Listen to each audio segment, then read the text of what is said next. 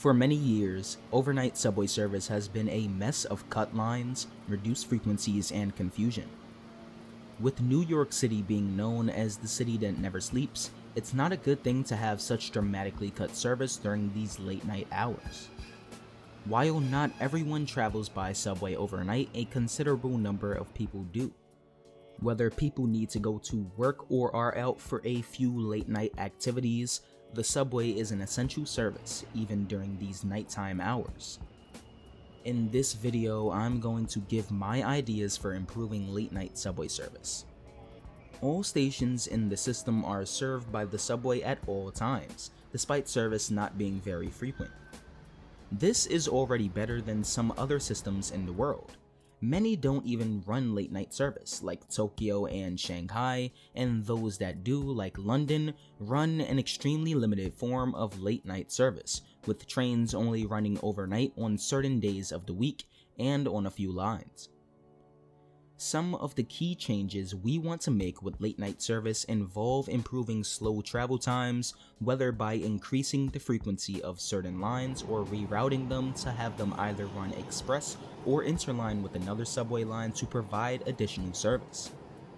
While speed isn't a huge priority when it comes down to late night service, you don't want nearly an hour-long ride just to travel one borough. And you definitely don't want to be sitting for an hour through those Manhattan trunk lines, where it's just stop after stop. I want each individual line to run every 15 minutes or so. Currently, each line runs every 20 minutes during late night hours, but I think we can all agree that it is absurd to ask somebody to wait almost a half hour for a train. While 15 minutes isn't a huge change, it makes a difference. Also, not all trains would run that frequency. I think the 7 and maybe the L train are both candidates for more frequent service, maybe around every 7 to 8 minutes, as I've seen both lines crowded during the overnight hours. Now, the other lines won't get the same treatment because in their core sections, they interline with other services, which only increases the frequency of trains on that trunk line. For example, the 4 and 6 during the overnight, running 15 minutes individually, would combine to run every 7.5 minutes since they both run on Lexington Avenue Local. Now, other than the change in frequency of some lines, I also changed the routing of some of them. First, let's take a look at the 7th Avenue line. While I made changes with the 2 and 3 lines, I opted not to change anything with the 1 line. As the primary local on 7th Avenue, it made little sense to have it running express during the late night, and extending it didn't seem necessary, and would only make the route way too long. Now for the 2 and 3, I swapped their roles on 7th Avenue. With the 2 running into Brooklyn during late nights, having it run local in Manhattan only makes the route extremely long. During late nights, it takes nearly 2 hours to get to and from end to end. For a passenger that may need to travel from the Bronx into Midtown or even Brooklyn, it can be an extremely long, tiring ride through the boroughs, and a major correlation to this is the fact that the 2 runs local in Manhattan during these hours. Therefore, I routed it via 7th Avenue Express. This change would not only lessen the time it takes to get from terminal to terminal on the line, but it might also allow the MTA to get an extra trip out of the assigned crews, only leading to further increased service, which could also positively affect daytime subway service. The 3 getting swapped to 7th Avenue Local would increase the frequency of the trunk, with both the 1 and 3's combined frequency leading to 7-minute gaps. Not only am I routing the 3 via 7th Avenue Local, but I'm also extending it to South Ferry. For those who don't know, during late nights the 3 runs to Times Square 42nd Street, which is a rather odd terminating location. This forces riders on the 3 to transfer to either a 1 or a 2 train to continue their journey, which might add another 20 minutes to the trip, accounting for wait times. Now when it comes down to the Lexington Avenue line, I made another swap, and that is extending the 5 down to Brooklyn Bridge via Lexington Avenue Local, and rerouting the 4 via Lexington Avenue Express.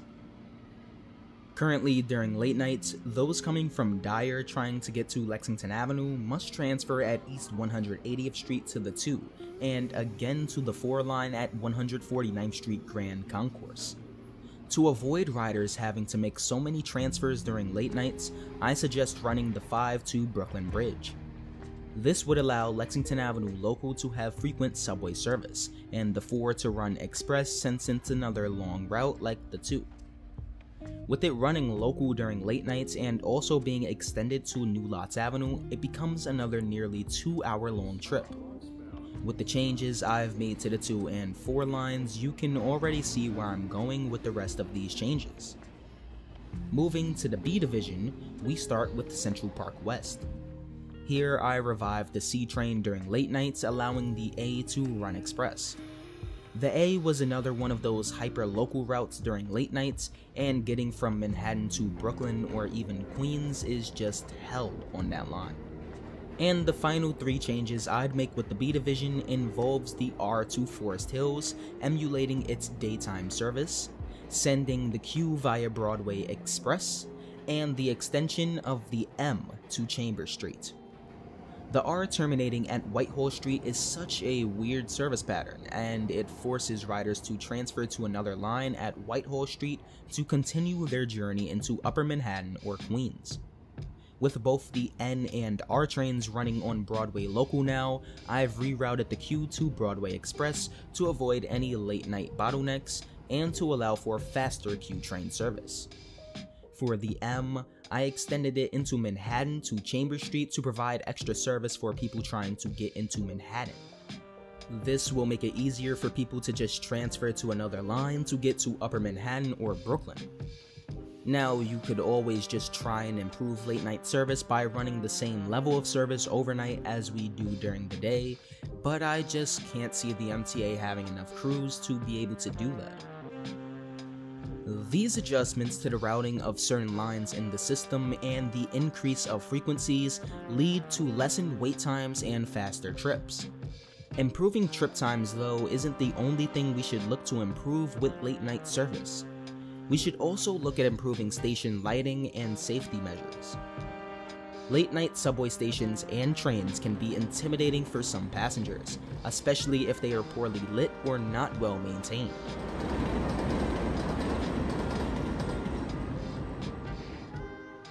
Implementing measures such as improved lighting, security cameras on trains, which is something the MTA is actually trying out, and increased staffing could help make the subway system feel safer and more welcoming for late night riders. Both improving service and the presentation of the system during these hours go hand in hand with improving late night service and opening up more avenues for travel during these hours. Everyone has their own ideas for improving late night service.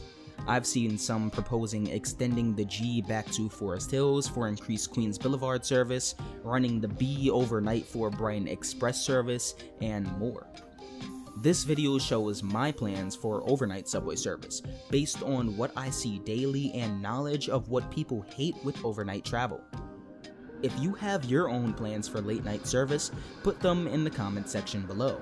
And if you enjoyed this video and you would like to get more from Mystic Transit, like, subscribe, and consider supporting me via channel memberships or super thanks.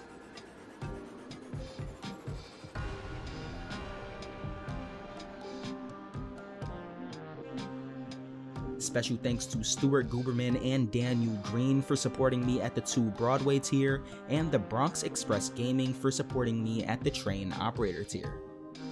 Happy holidays.